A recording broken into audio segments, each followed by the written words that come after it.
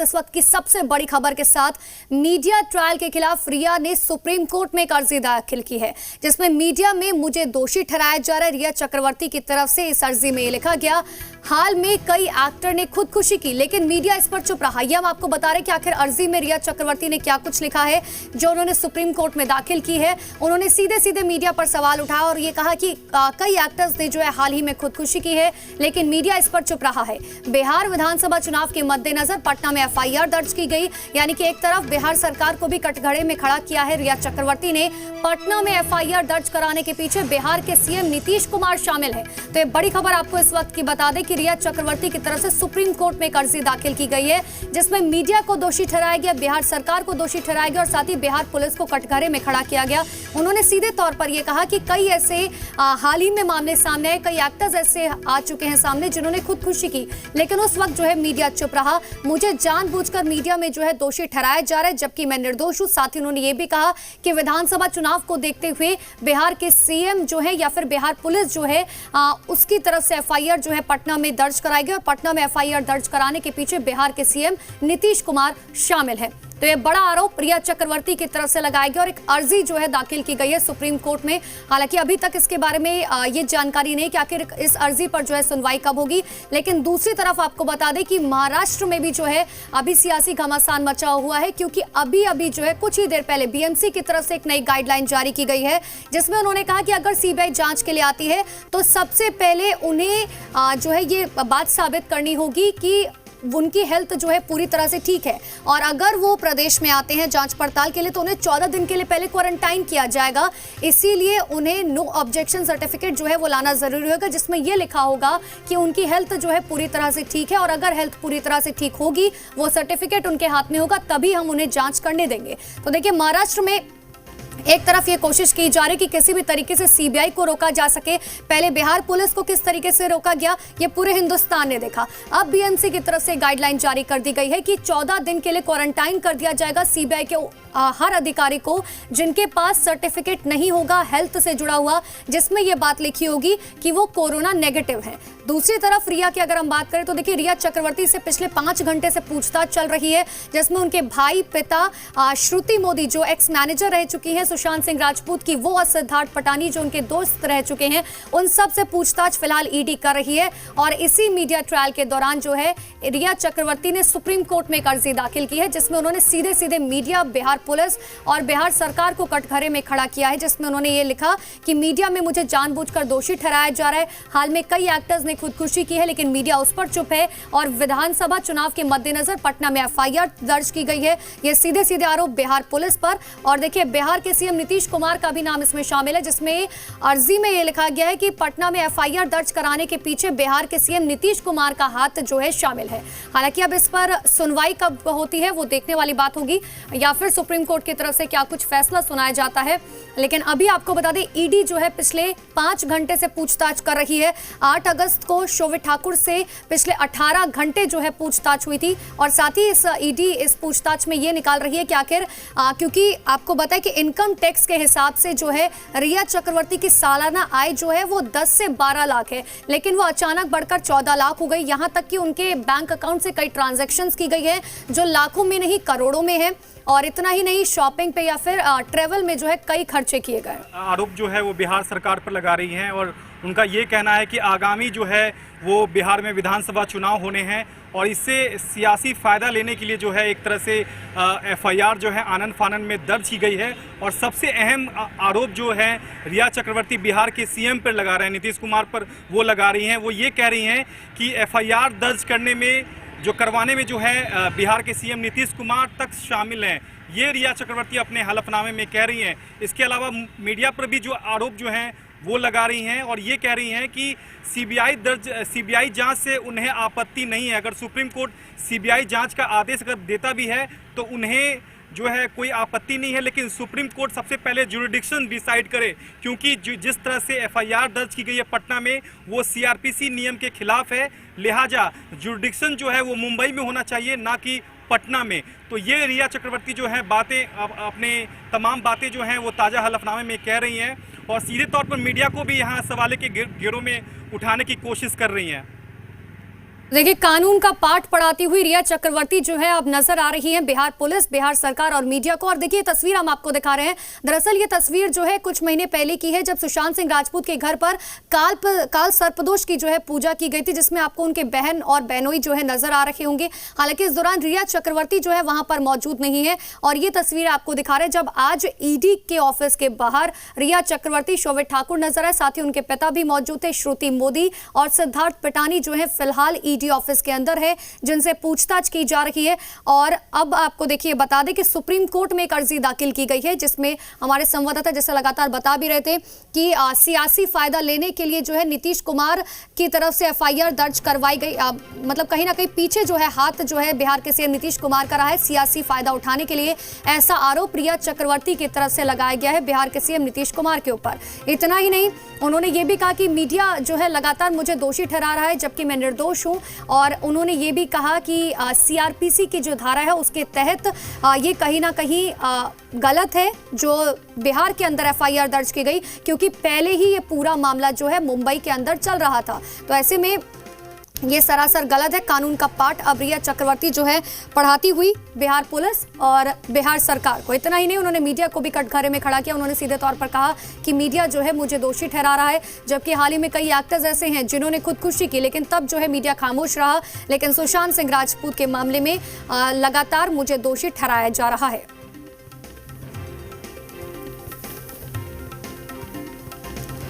तो हाल ही में कई एक्टर्स ने खुदकुशी की है, लेकिन मीडिया इस पर चुप है। और देखिए अभी आपको बता दें कि फिलहाल जो है स्थिति क्या कुछ चल रही है। एक तरफ रिया चक्रवर्ती ने सुप्रीम कोर्ट में अर्जी दाखिल की है इसको लेकर कि बिहार पुलिस और बिहार सरकार जो है मुझे लगातार दोषी जो है ठहरा रही है, मीडिया में मुझे दोषी ठहराया जा रहा है। दूसरी तरफ महाराष्ट्र में जो है, क्योंकि कुछ ही दिन बाद कल या परसों जो है सीबीआई जांच पड़ताल करने जाने वाली थी, जिस पर जो है अब महाराष्ट्र सरकार की तरफ से एक नया खेल खेला गया। और ज्यादा जानकारी के लिए दिल्ली से हमारे संवाददाता सुमित हमारे साथ जुड़ चुके हैं। सुमित, अब बिहार पुलिस बिहार सरकार को कटघरे में जो है रिया चक्रवर्ती खड़ा कर रही है। उन्होंने सीधे तौर पर मीडिया पर भी आरोप लगाया कि मुझे दोषी ठहराया जा रहा है।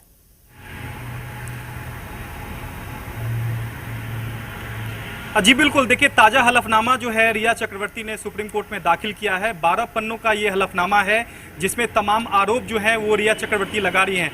सबसे बड़ा आरोप जो है वो बिहार सरकार पर लगा रही हैं, और वो ये कह रही हैं कि पटना में जिस तरह से एफआईआर उनके खिलाफ दर्ज किया गया, वो एक तरह से बिहार में जिस तरह से आगामी विधानसभा चुनाव है वो सियासी लाभ लेने के लिए जो है इस तरह की जो कवायतें हैं वो बिहार सरकार की ओर से की गई। सबसे अहम बात जो है वो बिहार सीएम नीतीश कुमार पर जो है वो आरोप रिया चक्रवर्ती सीधे तौर पर लगा रही हैं। वो ये कह रही हैं कि एफआईआर जो पटना में जो दर्ज किया गया है वो उसके पीछे नीतीश कुमार शामिल हैं, ये अपने एफिडेविट में रिया चक्रवर्ती कह रही हैं। इसके अलावा उनका ये भी कहना है कि जिस तरह से मीडिया इस खबर को दिखा रहा है, ऐसे अगर एक महीने की बात की जाए तो एक महीने में 2 ऐसे कलाकार हैं जिन्होंने आत्महत्या की, लेकिन उसके बारे में मीडिया कुछ नहीं दिखा रहा। लेकिन मीडिया जो है एक तरह से ट्रायल उनके खिलाफ जो है वो चला रहा है, गलत खबरें चला रहा है लगातार, और सुशांत सिंह राजपूत केस में उन्हें एक तरह से दोषी के तौर पर पेश कर रहा है। रिया चक्रवर्ती ये कह रही हैं कि जुरिडिक्शन जो है वो मुंबई का है, ना कि पटना का। इस लिहाज से जिस तरह से बिहार सरकार ने जांच की, सीबीआई जांच की जो अनुशंसा की है वो बिल्कुल गलत है, सीआरपीसी नियम के खिलाफ है, ये कह रही हैं। और इसके अलावा उनका ये भी कहना है कि इस पूरे मामले में सीबीआई जांच से उन्हें कोई आपत्ति नहीं है। अगर सुप्रीम कोर्ट सीबीआई जांच का आदेश देना चाहता है तो उन्हें कोई आपत्ति नहीं है। सुमित, लेकिन बड़ी हैरानी की बात है कि रिया चक्रवर्ती की तरफ से ऐसे 3 लोगों को जो है लगातार जिम्मेदार ठहराया जा रहा है, जो कहीं ना कहीं हर पहलू दिखा रहे थे। मीडिया को ये समझाने की कोशिश की जा रही कि आखिर कौन सा मुद्दा जो है दिखाना चाहिए, कौन सा नहीं दिखाना चाहिए। सुमित, लौट रही हूं आपके पास। एक बार दर्शकों को जो एक्सक्लूसिव वो तस्वीरें दिखाते हुए एफिडेविट जो सुप्रीम कोर्ट में दाखिल किया गया है रिया चक्रवर्ती की तरफ से, और देखिए अपने दर्शकों को हम टेलीविजन स्क्रीन पर वो तस्वीर दिखा रहे हैं, ये वो एफिडेविट है। सबसे पहले जी बिहार झारखंड पर देखिए, और आपको ये बता दें कि दरअसल यही वो हलफनामा है जो दाखिल किया गया है सुप्रीम कोर्ट में। ठीक है सुमित, आप हमारे साथ बने हैं। आरजेडी के नेता भाई वीरेंद्र हमारे साथ और ज्यादा बातचीत के लिए जुड़ चुके हैं। वीरेंद्र जी, बहुत बहुत आपका स्वागत है। लेकिन देखिए ना, सबसे बड़ी बात यह है कि नीतीश कुमार को जो है कटघरे में खड़ा कर दिया है रिया चक्रवर्ती ने, और उन्होंने सीधे तौर पर कह दिया कि कहीं ना कहीं मीडिया ट्रायल जो है मेरा किया जा रहा है और दोषी मुझे ठहराया जा रहा है। और देखिए सबसे बड़ी चीज है कि हमारे नेता तेजस्वी प्रसाद यादव और हमारा दल का स्टैंड पूरा क्लियर है। और हम लोगों ने बहुत पहले से, जब से ये कांड हुआ है, तभी से मांग कर रहे थे कि ये सीबीआई से जांच कराई जाए। लेकिन बिहार सरकार राजनीति कर रही थी सुशांत सिंह के लाश पर, और अंतोगतवा उस समय तो हमारी बात नहीं मानी गई, हमारे नेता की बात नहीं मानी गई। जब सदन में हम लोग जोरदार ढंग से इस मामले को उठाए, हमारे तेजस्वी प्रसाद यादव जी, तब जाकर देर से लिया गया निर्णय। वीरेंद्र जी माफ तो कीजिएगा, आपको बीच में रोक रही हूँ, लेकिन देखिए ना, अगर कानून के हिसाब से देखा जाए तो ये बात सच है कि जब तक परिवार की तरफ से हलफनामा नहीं दायर किया जाता या राज्य सरकार को नहीं कहा जाता, तब तक जो है राज्य सरकार नहीं कह सकती। नहीं, सरकार सवाल है कि सीबीआई से जांच करने के लिए। ठीक है भाई वीरेंद्र, आपको रोक रही हूँ, एक सेकंड सर रोक रहे हैं। बिहार सरकार के मंत्री नीरज कुमार हमारे साथ और ज्यादा बातचीत के लिए जुड़ चुके हैं। नीरज जी बहुत बहुत स्वागत है आपका जी बिहार झारखंड पर। रिया चक्रवर्ती ने आप ही लोगों को कटघरे में खड़ा कर दिया है। हालांकि पहले वो लगातार कहते कि सीबीआई जांच हो, लेकिन जब अब आपकी तरफ से केंद्र सरकार को सिफारिश की गई और सीबीआई जांच अब हो रही है, तो उन्होंने आपको ही कटघरे में खड़ा किया। सुशांत सिंह राजपूत के लाश पर राजनीति कर रहे थे। हेलो नीरज जी, आवाज पहुंच पा रही है सर आप तक मेरी? हाँ बिल्कुल बिल्कुल। अब देखिए वो क्या कर रही है वो जाने, वो भाई ये तो साफ तौर पर है ना भाई। देखिए इसको पूरे तौर पर सूक्ष्म तरीके से ये देखिए कि यूडी केस का दर्ज किया जाना 40 दिन, और यूडी केस का मतलब कि पुलिस अनुसंधान करके फाइनल कर देती, तो राज्य के अंदर में, बिहार में ही पूरे देश के अंदर में लोगों की मनोदशा थी कि ये कहीं ना कहीं कुछ दाल में काला है। और आप देख रहे हैं सामना पत्रिका में जिस ढंग की खबरें छप रही हैं, जो आलेख छप रहे हैं, जिस ढंग की भाषा का इस्तेमाल हो रहा है, इन लोगों से उम्मीद क्या किया सकता है। और इस संबंध में माननीय सर्वोच्च न्यायालय सारे तथ्यों को देख रहा है, तो माननीय सर्वोच्च न्यायालय में सरकार अपना पक्ष रखेगी और रख रही है। इसलिए ये निश्चिंत रहिए, इसके लिए देश के अंदर संविधान है, न्यायपालिका है, माननीय सर्वोच्च न्यायालय। नीरज जी, एक और बात पर बहुत हैरानी होती है। अब से एक ही घंटे पहले जो है बीएमसी की तरफ से एक आदेश जारी किया गया कि अगर सीबीआई जो है जांच के लिए पहुंचती है तो उन्हें 14 दिन के लिए क्वारंटाइन किया जाएगा अगर उनके पास हेल्थ सर्टिफिकेट नहीं होगा। ये किस तरफ इशारा करते हैं ये आदेश? किसने आदेश निकाला? बीएमसी की तरफ से सर ये आदेश जारी किया गया है। ये देखिए, इनको ज्ञान तब हो रहा है जब सुशांत सिंह राजपूत के मामले में हस्तक्षेप किया गया। अब उनको भारतीय दंड संहिता की धारा 156(2) पढ़ना चाहिए उस कानून बनाने से पहले। भाई ये आवश्यक सेवा है, कोई घटना होगी तो पुलिसकर्मी जाएंगे, पुलिस पदाधिकारी जाएंगे, परस्पर एक दूसरे राज्य के अंदर में सहयोग किया जाता है। ना कानून से कोई मतलब है, ना इस घटना के लिपापोती से इनका मतलब था।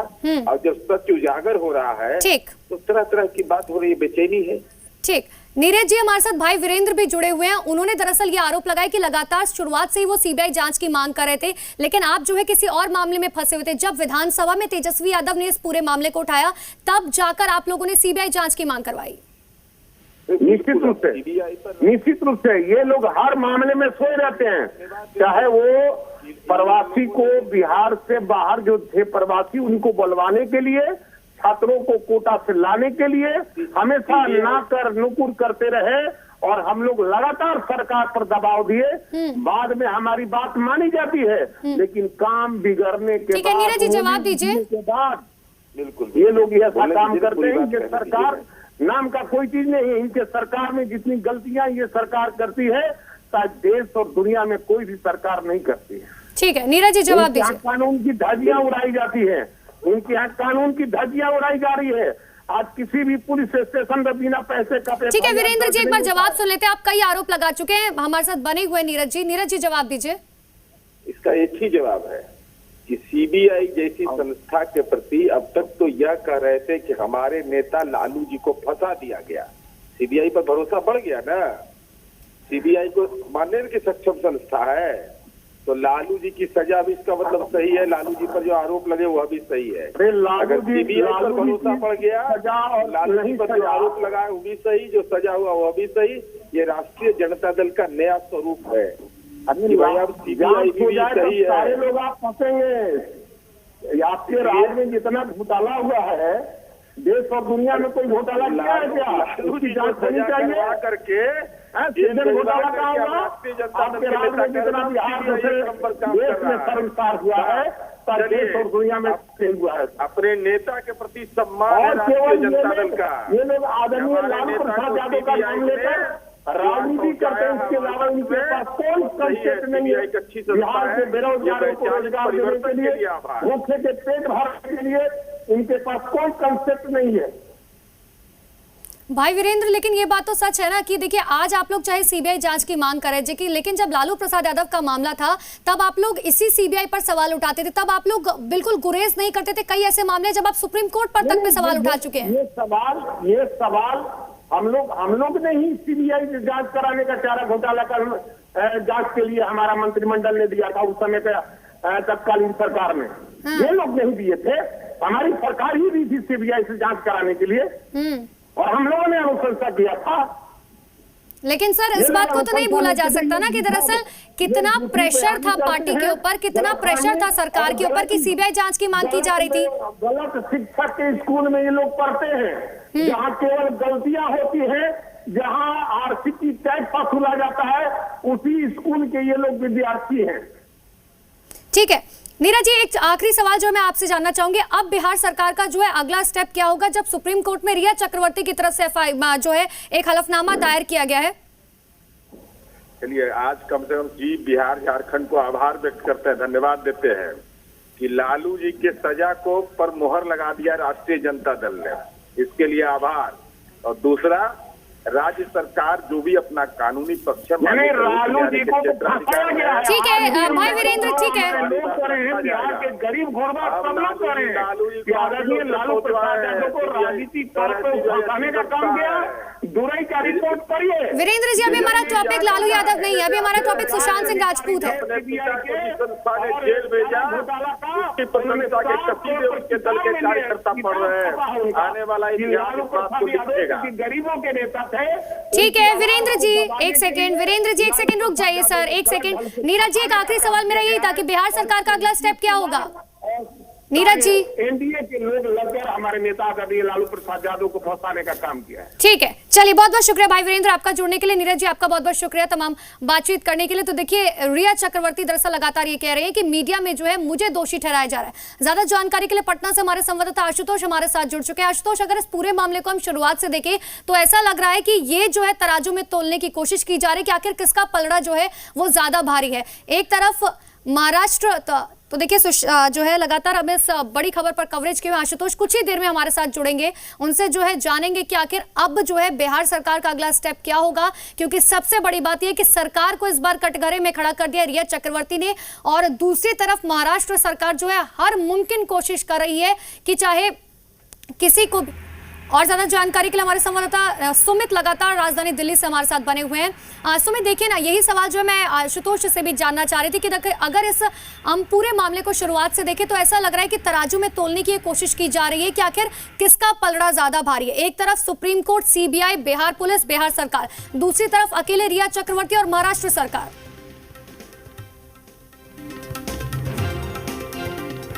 जी बिल्कुल, देखिए कल मामला सुप्रीम कोर्ट में लिस्टेड भी है, यानी कल 11 बजे सुबह के बाद जो है सुनवाई सुप्रीम कोर्ट में होनी है इस पूरे मसले को लेकर। और बिहार सरकार भी इस मामले में कैविएटेड है, यानी कि कल जिस तरह से आज जिस तरह से रिया चक्रवर्ती ने 12 पन्नों के हलफनामे में तमाम आरोप लगाए हैं, कल इस मामले की सुनवाई सुप्रीम कोर्ट में होनी है।